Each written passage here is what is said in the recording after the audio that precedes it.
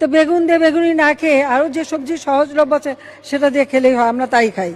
মিষ্টি কুমড়া দিয়েও খুব ভালো বেগুনি না বানায়, মিষ্টি কুমড়া দিয়েও বেগুনি বানানো যায়, সেভাবে আমরা করি, সেভাবে করা যায়।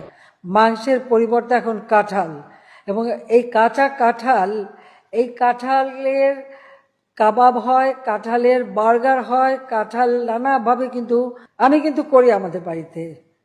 কাঁঠালে কাবাব করি, মাংসের পরিবর্তে কাঁঠালটা দিয়ে আমরা ওই স্বামী কাবাব বানানো বা বার্গার বানানো, কারণ আমাদের এখন অনেকে ভেজিটেরিয়ান হয়ে গেছে।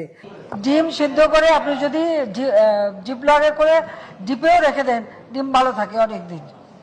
রান্না করার সময় আরামে রান্না করে খাওয়া যায়, ভর্তা করেও খাওয়া যায়। আমরা রাখি, খাই দেখে বলি আর কি। এগুলো তো নিজের থেকে শেখা।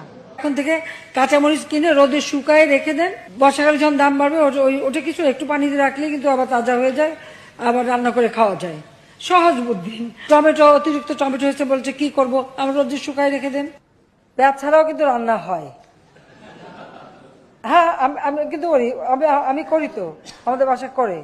আমরা কিন্তু পেঁয়াজ ছাড়াও রান্না করি। অনেক তরকারি আছে যা পেঁয়াজ ছাড়াই করা হয়।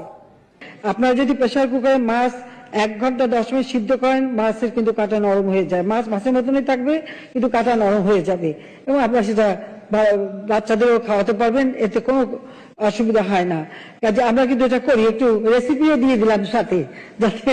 বড়ই দিয়ে ইফতার করেন না কেন? আঙ্গুর লাগবে কেন? আপেল লাগবে কেন? আর কিছু নাই আমাদের দেশে? পেয়ারা দেন না, সবকিছু দেন, প্লেটটা ওইভাবে সাজান। আমরা তো সুখে আছি, ব্যস্ত আছি বলতে হবে।